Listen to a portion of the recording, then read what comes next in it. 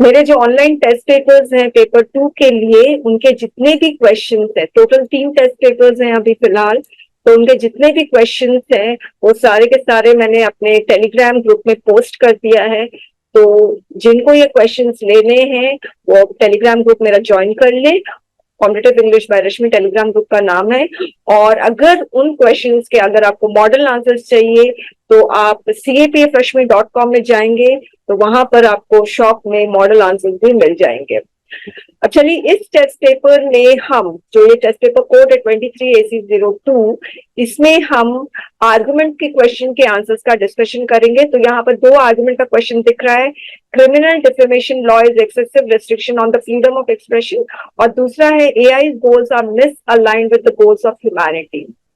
तो स्टूडेंट्स, ये criminal defamation law तो आपको पता है क्यों क्वेश्चन पूछा गया है, राहुल गांधी को अरेस्ट कर लिया गया था। आर्गुमेंट का सबसे पहले हम देख लेते हैं कि इसका फॉर्मेट क्या होता है। सबसे पहले आपको इंट्रोडक्शन लिखना है, तो इंट्रोडक्शन में आप प्रॉपर INTRODUCTION लिख कर अंडरलाइन करेंगे, फिर FOR फॉर लिखेंगे, अंडरलाइन करके अगेंस्ट लिखेंगे, फिर अंडरलाइन करेंगे, और फिर कंक्लूजन लिख के फिर अंडरलाइन करेंगे। अब स्टूडेंट बोलते हैं मैम इंट्रोडक्शन ये जो वर्ड है ये लिखने की जरूरत नहीं है, तो अगर लिख भी दोगे तो नुकसान नहीं है, और इनफैक्ट लिखोगे तो क्लैरिटी और अच्छे से आएगी, एग्जामिनर को देखकर पता चल जाएगा अच्छा इसने इंट्रोडक्शन लिखा है। ठीक है, कोई नुकसान नहीं है, इनफैक्ट फायदा ही होगा। एग्जामिनर को पता चल जाएगा यहाँ पर कैंडिडेट ने इंट्रोडक्शन की लाइन लिखी है। अब वैसे ही स्टूडेंट बोलते हैं मैम कंक्लूजन लिखना जरूरी नहीं है, ये वर्ड लिखना जरूरी नहीं है। लिख दोगे तो नुकसान नहीं होगा, फायदा ही होगा।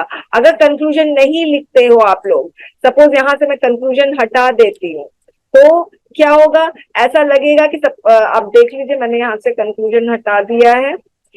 अब ऐसा लगेगा कि ये जो पार्ट है, कंक्लूजन सपोज हटा दिया, तो ऐसा लगेगा ये थर्ड पॉइंट का ही ये वाला पार्ट है। इसीलिए स्टूडेंट्स कंक्लूजन भी लिखना जरूरी है, ये चीज आपको ध्यान रखना है। अब नेक्स्ट जो क्वेश्चन आता है कि कितने पॉइंट्स लिखने चाहिए। कोई बोलते हैं मैम ज्यादा नंबर ऑफ पॉइंट्स लिखने चाहिए, इससे ज्यादा मार्क्स मिलेंगे। स्टूडेंट्स, अगर आप ज्यादा नंबर ऑफ पॉइंट्स लिखेंगे तो आप क्या करोगे, पॉइंट्स को एक्सप्लेन नहीं करोगे, पहला नुकसान। आपको पॉइंट्स को एक्सप्लेन करना है, लॉजिकली आपको सपोर्ट करना है या अगेंस्ट में लिखना है।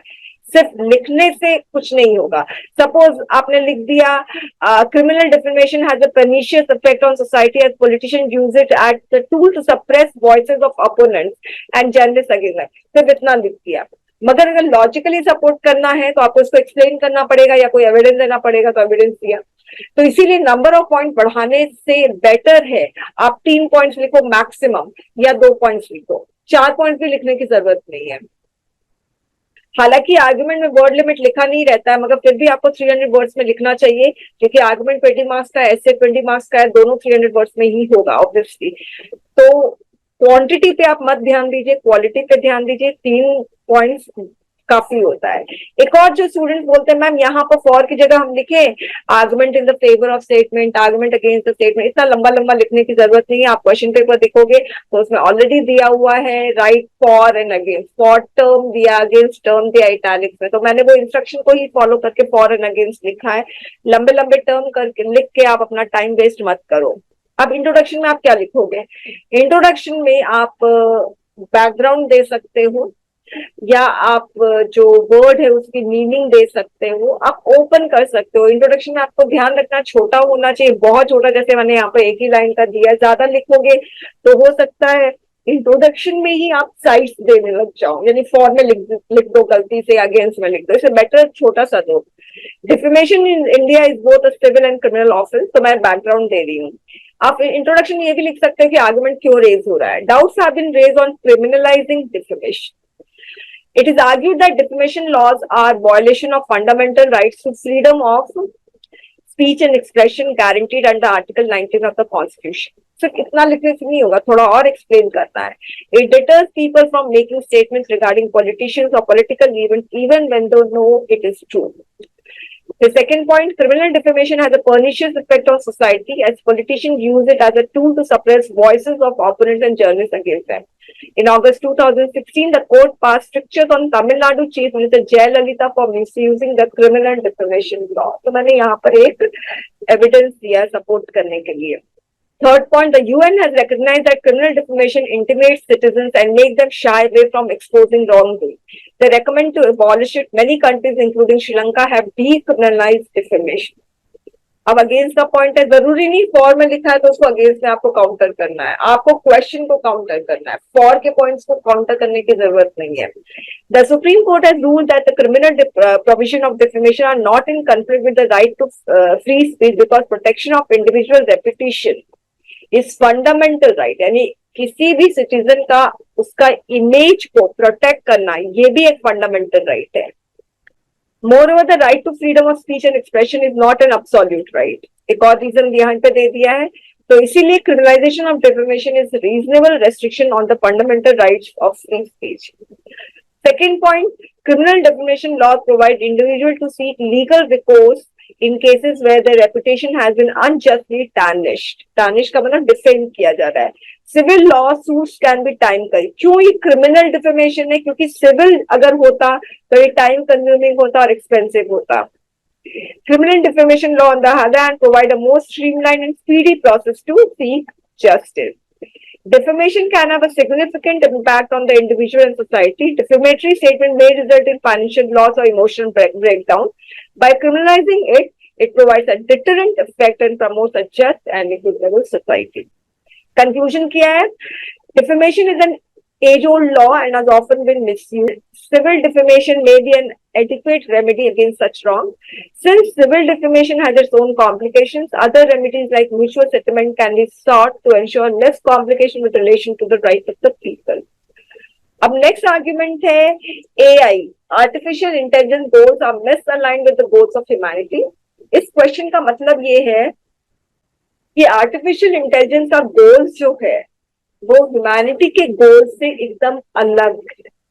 दोनों के गोल, आर्टिफिशियल इंटेलिजेंस का गोल और ह्यूमैनिटी का गोल, दोनों को दोनों अलग है या कॉन्ट्राडिक्ट करता है एक दूसरे को. तो चलिए introduction. The statement of Stephen Hawking that AI can end humanity has engaged intelligentsia in a serious discourse on its effect on humanity.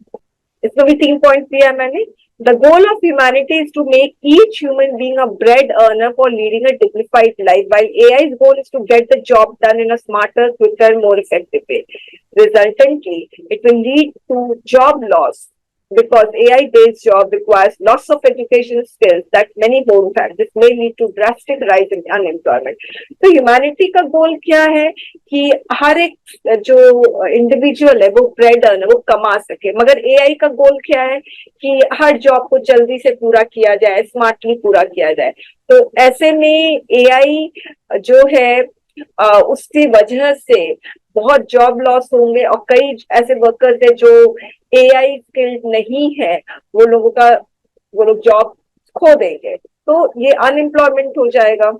The goal of humanity is to promote conducive environment that stimulate peace and harmony in society. मगर AI powered deepfake technology can create fictional photos, videos of anybody that could trigger social unrest. ठीक है. Protecting privacy is another goal of humanity as it ensures human dignity and safety. However, AI may lead to a loss of privacy. China is currently working on AI-powered social credit system that will give Chinese citizens a score based on their behavior.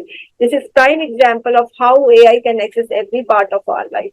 तो यहाँ पर बोल रहे हैं कि humanity का गोल है कि सबका प्राइवेसी प्रोटेक्ट करना, मगर एआई का गोल जो है वो प्राइवेसी को हो सकता है भंग कर दे लोगों का, क्योंकि चाइना एक ऐसा AI powered social credit system बना रहा है जिसमें हर एक सिटीजन का सोशल बिहेवियर वो लोग एसेस कर सकते हैं. अब अगेंस्ट में है ह्यूमन और एआई दोनों का जो गोल है वो क्लाइमेट चेंज को कॉम्बैट करना. तो एआई के पास कैपेसिटी है to gather interpret large complex data set on climate change. These data can be used in taking a more informed and data driven approach to controlling carbon emission. Japan is already using AI to send natural disaster alert. UN and AI share common goal of peace. AI is capable of tracking origin and spread of malice indicators in videos, audio, and text format on social media. It enhances early warning and timely prevention efforts by providing important information. Third point, both humanity and AI share common goal of maintaining individual privacy. AI has an efficient system of security measure because of its automated features like behavior modeling and identifying malware and countering these attacks. We conclude that AI doesn't follow anything outside of its own programming. Hence, it is the human being who will take decision about the goal intended for an AI platform. I hope ये वाला आप लोगों को answers अच्छे लगे होंगे